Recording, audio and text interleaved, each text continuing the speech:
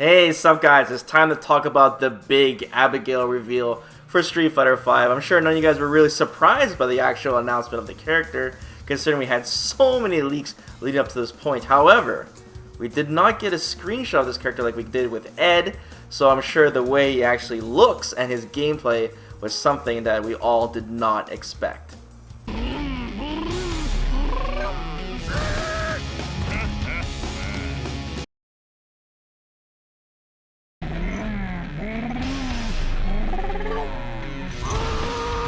So my initial reaction when I first seen this character is that he looked super goofy. I remember laughing a lot when I watched the trailer, and he looks really out of place compared to the other characters in the game. But I'm still really excited to get my hands on him after seeing the gameplay and actually play this character. So Abigail has definitely changed a lot in appearance since we've last seen him in Final Fight as a boss character.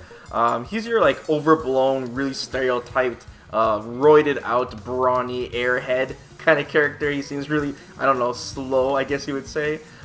He has tires for bracelets around his arms, tires attached to his belt dangling from his waist, and tire tracks on his pants, and miniature tire like rings around his fingers. I mean, like, you can't make this shit up, seriously. I'm surprised he has a spiked collar around his neck instead of another tire. I think Capcom really didn't do their research on like what Canadians look like and what the things that they like. Like, I don't know what this fascination with tires is, but anyways, the reception so far on this character design have been really positive.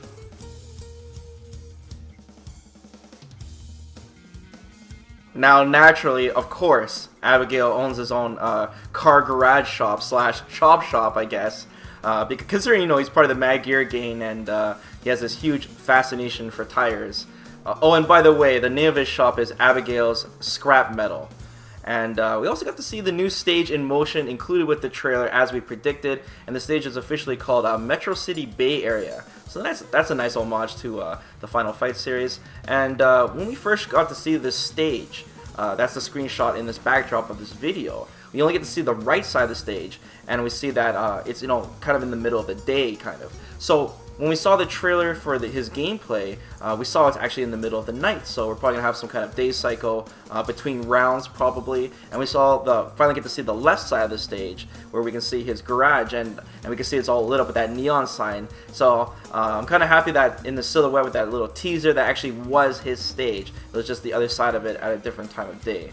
So I think that even if Abigail doesn't tickle your fancy, this stage at least looks very good, in my opinion, also, alongside our Ryu's classic stage and the new CPT stage as well coming out at the same time.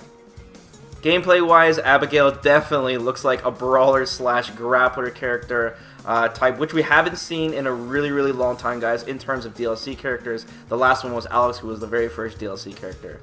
If you haven't noticed by now, he is without a doubt the biggest character in the game, clearly. We knew that he was bigger than Hugo. We all knew that, but we were just talking, you know, mostly just height, but his entire body mass is absolutely insane. It's so exaggerated, it's ridiculous.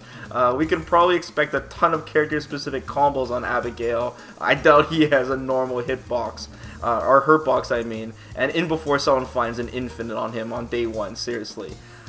He's so big that, you know, I thought they made it so he won't even be able to jump, but we can see in the trailer that he does do like this little jump, so he does have one. Hopefully every character can cross him up, because he just looks silly how big he is. And I'm sure we're gonna have some he's gonna have some kind of weird quirk to him that Capcom's gonna reveal later, who knows. Something that hasn't been revealed yet, like you can't throw Abigail or something, like something ridiculous like that. Can you imagine if what Ed's back throw is gonna look like on Abigail? Like, it's gonna look so stupid, man. That's one of the first things I'm probably gonna test when I get my hands on this character. Now, special move wise, I watched the trailer a few times, and he has some kind of command run with armor. Apparently, you see it right at the start of the trailer, and he looks like he has different, like, multiple follow-ups from his command run, kind of like El Fuerte, I guess. We see like a punch follow-up, a straight punch follow-up. You can see him have a grab follow-up, and we see him have this flip kick follow-up that looks like an overhead, but I don't know, and it goes over fireballs that we've seen in the trailer.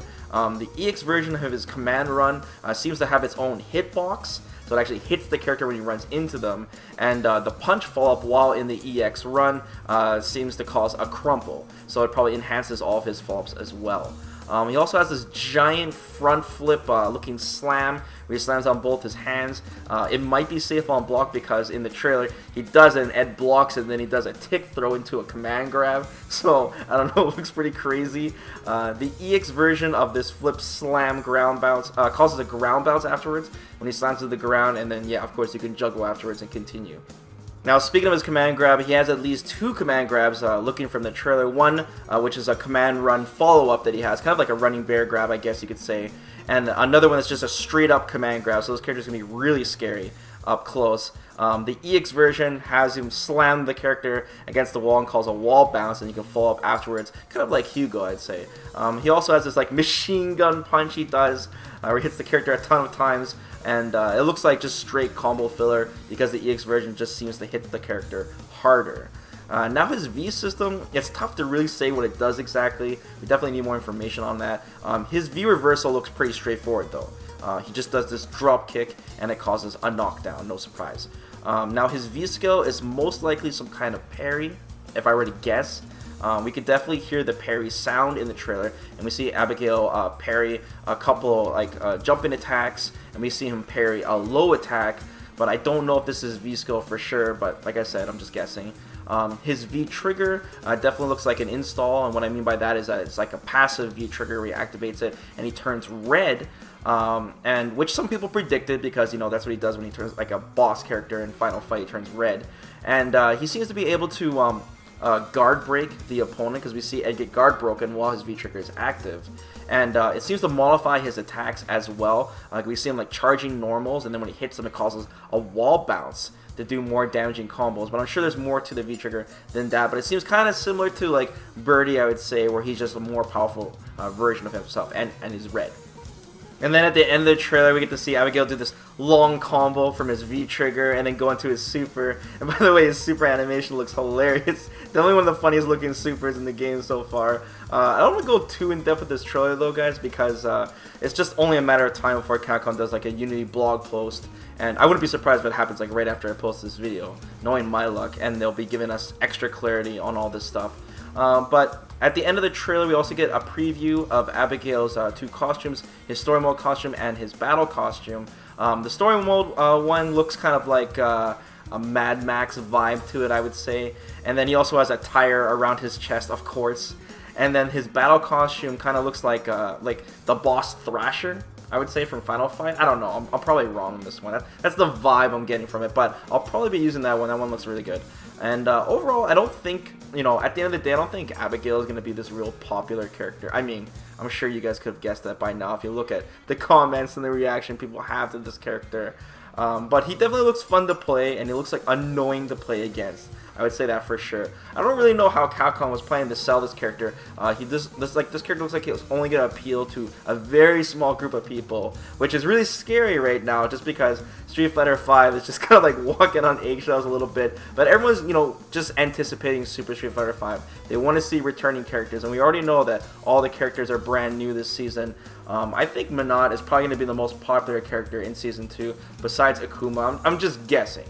Just guessing how she would play, but we'll talk about her later when we get some leaks that are eventually going to come to the game.